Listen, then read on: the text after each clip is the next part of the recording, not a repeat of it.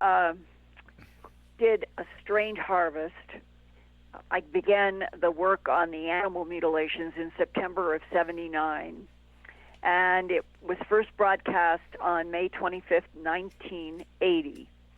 And during the production, one of the people that helped me a great deal was a man named Richard Sigismund, spelled Sigismund. He was a very good friend of J. Allen Hynek, who was the Northwestern and Ohio State astronomer who was hired by the United States Air Force basically to be the Air Force's explainer of UFOs as all things natural, until J. Allen Hynek began to realize he was being used, manipulated, and abused by the Air Force, as he told me himself. I knew that all of the various cases that Hynek was investigating that had unusual speeds and 90-degree turns and stops on the dime, there was no possibility of them being terrestrial. We were nowhere in the 50s and the 60s close to having an android, a pilotless plane of any kind. So there would have to be pilots if they were terrestrial, and there is no human anywhere who can take the G's that would be involved in the acceleration that were being monitored on radar, let alone stopping. It would not, it's impossible. Very smart man with a career in astronomy who then became very, very upset when he realized that he was being given money to be misused by the Air Force, and he set about to found the Center for UFO Studies in Chicago, known as QFOS, and then spent the rest of his life trying to, I guess you would say, unwind the string backwards from his explaining things as swamp gas and all the other phony things that he knew were phony and were not correct. And he was trying for the rest of his life to balance back to trying to prove that there were UFOs and ETs. Now, the reason I bring all this up, that is the context for Richard Sigismund. Richard and J. Allen Hynek were very good friends. They respected the pressure of fact. I met Richard Sigismund while doing A Strange Harvest. He was a uranium miner, and I came to learn that he had had some extraordinary experiences with UFOs himself in his life, which he had talked with Hynek about. And Sigismund had a case, a Colorado couple, husband and wife.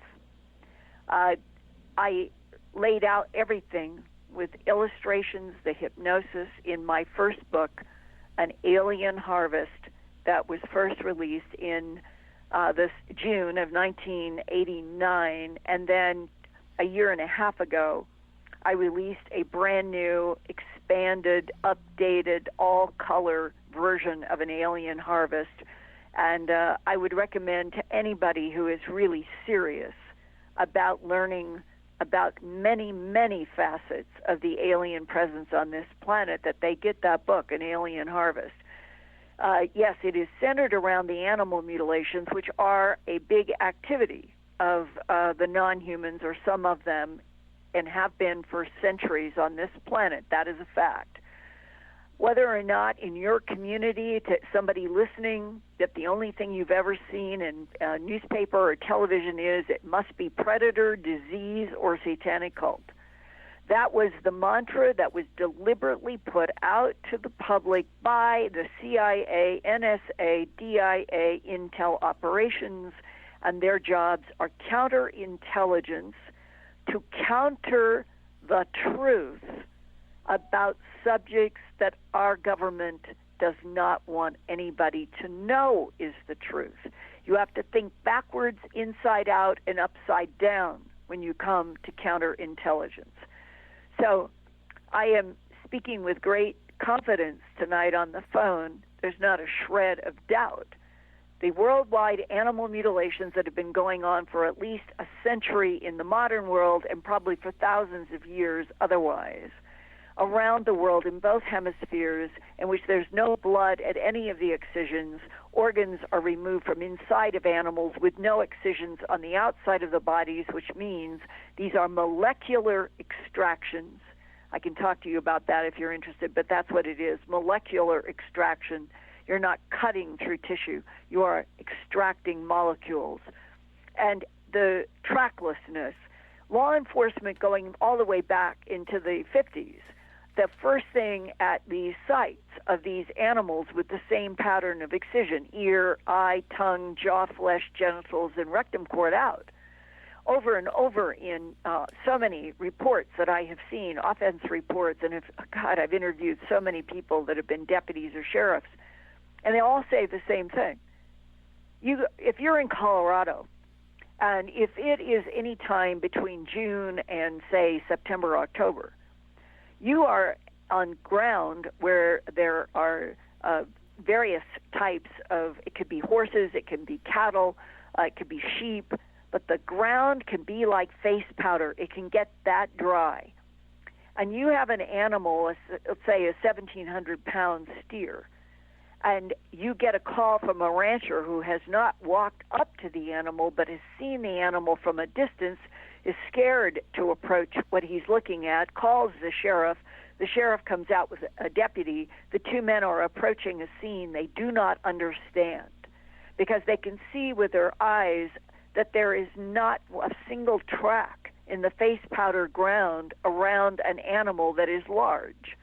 And this has happened many times where the deputy and the sheriff will then circle an animal with a camera, and they're taking photographs, and they are staying out 12 feet so that the boot tracks of their own shoes are not going to contaminate the scene, and they walk 12 feet out from the animal taking photographs 360 degrees.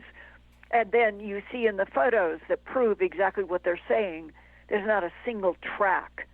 And yet, the ear, the eye, the tongue, the jaw, the genitals, and the rectum are cored out, and there's no blood anywhere, there is no liquid anywhere.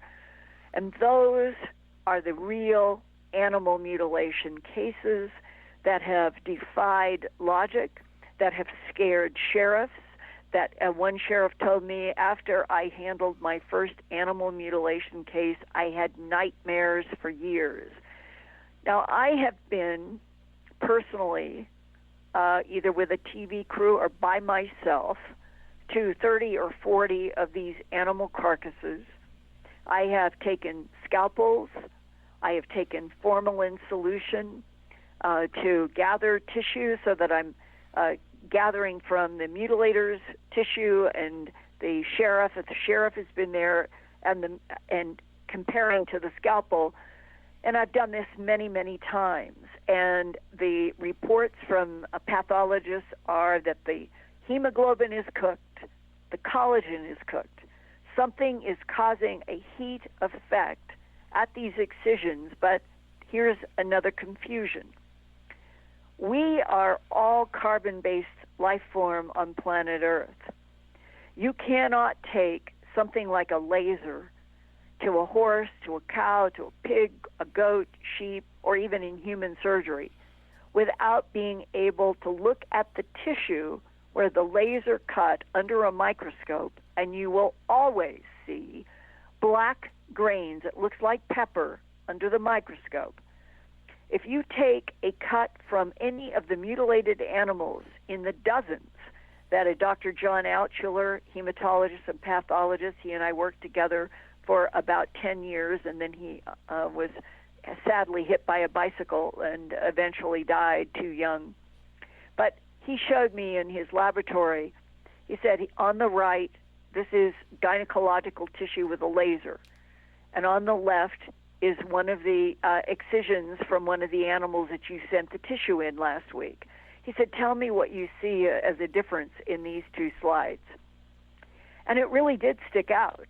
And I told him, I didn't know what he was asking, but I told him what I saw. And I said, well, I'm seeing all these, it looks like pepper on the right. I don't see any pepper on the left. And he said, that's absolutely right. And he said, if we were dealing with a traditional terrestrial-made laser, we should be seeing the black pepper in the mutilation cut on the left as well as the gynecology on the right. And he said, I can't find any of the carbon residue in any of the tissues that are sliced from the mutilated animals. So he said, Linda, that means we haven't got a clue what the excision technology is. Think back again about the molecular extraction. So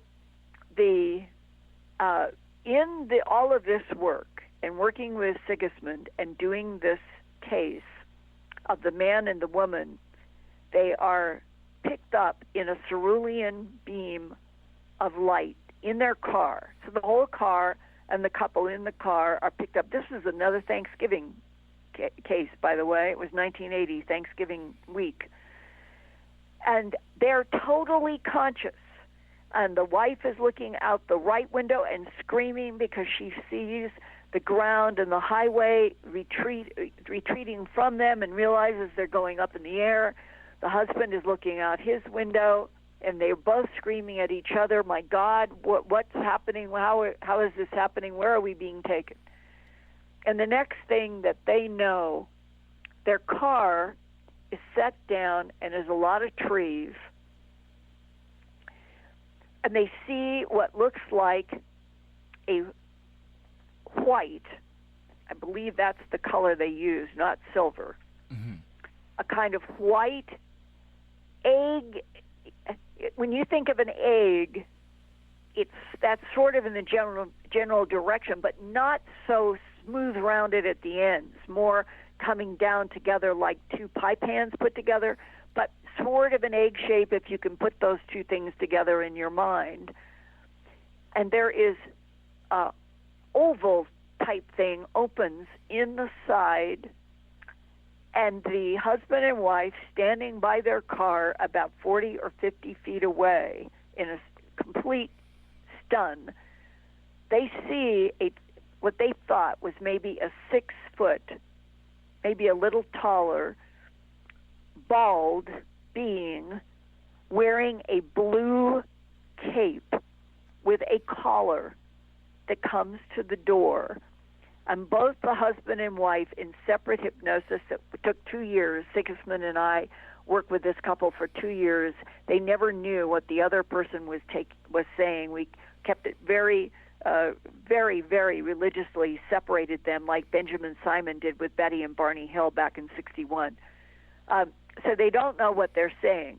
So I'm telling you what was happening. And they, both of them say that they felt compelled.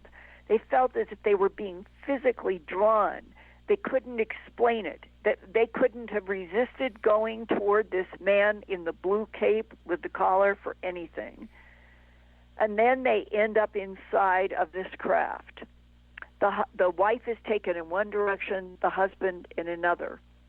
And he ends up in a room with Abe Eben, who has a double yellow gold collar on what looks like otherwise a leotard. It is like a tight-fitting top with double collars. And the husband, who is meeting this being and is very sharp, great mind, tremendous illustrator. He was a professional illustrator who did these beautiful drawings, which I have in An Alien Harvest and Glimpses of Other Realities, which was my second book. This whole case is represented in full in An Alien Harvest, and then his drawings and part of the story are in Glimpses of part of a taxonomy of different types of beings that people have encountered. And this man, upon encountering this being, he said, what in the would an extraterrestrial be doing wearing a double ruffled collar, to answer your question. Now, since that case and the double collar, when I did Glimpses of Other Realities, there's a 50-page taxonomy in all color in my second book. And in that taxonomy, you find all kinds of collars, flared collars, double collars, collars raised, collars on capes and they are on what you would call the tall gray beings wear these kinds of clothes. Why? I have never met or interviewed a single abductee who knows why, but they have all said the same thing that the illustrator said back in the early 80s. Why would an extraterrestrial be wearing a cape with a double collar or a leotard with a double collar? It sounds to me like it possibly... They're saying that more and more, that when you come to just the hard pressure of fact that I have myself, I have been trying to follow since I started trying to get to the bottom of animal mutilations in September of 79. And here it is, 2016. I've been all over this planet. I have interviewed personally about 1,500 people in the abduction syndrome. I've done all of this gathering of hard physical evidence in fields that have gone to forensic experts, to pathologists, hematologists, veterinarian pathologists, all of it. I've only tried to report the facts. And the reality is that now in 2016, so many people who are retired military or retired intel, whether they are going to talk directly on, let's say, a radio broadcast with their voices not altered, or they agree if they are altered, but what is their driving force, which is exactly what Thomas Coleman Shepard said. People deserve the truth. We all deserve the truth. The entire human family deserves the truth. If we are a genetic creation by Ebens or tall Anunnaki or whatever is the civilization from someplace else in the cosmos that has inhabited Earth and turned this into a laboratory and mixed and matched genes, making whatever they wanted to do, whatever work that they wanted, and we were never to find out. That's part of it. The secrecy serves the non-humans, just like secrecy serves the government and counter-intel. And that there is a growing, it's like water behind the dam, and the dam is now getting much weaker than the water as it's building up. There are just too many people that have been exposed face to face or in the military or in intel, and they are talking. And sometimes they're talking through intermediaries, sometimes they're willing to talk with their voices altered and faces shadowed, and a few are just talking straightforwardly like Philip Corso did. And he had been in the Army, had worked for the CIA. His boss came from Langley. What was their job?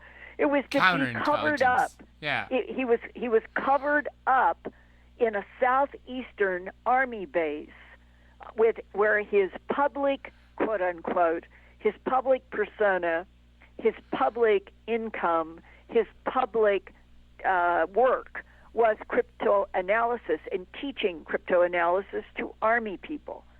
But he was getting a check from the Central Intelligence Agency in Langley, and his boss was from Langley. And he goes to Area 51. He sees the craft inside of Papoose Mountain with his boss.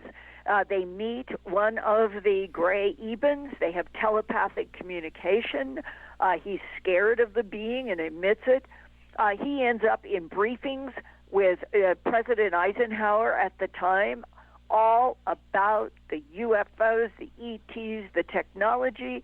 When Philip J. Corso said that Dwight Eisenhower handpicked the first chief of research and development for the Army, he went to a friend that he trusted from World War II, General Arthur Trudeau.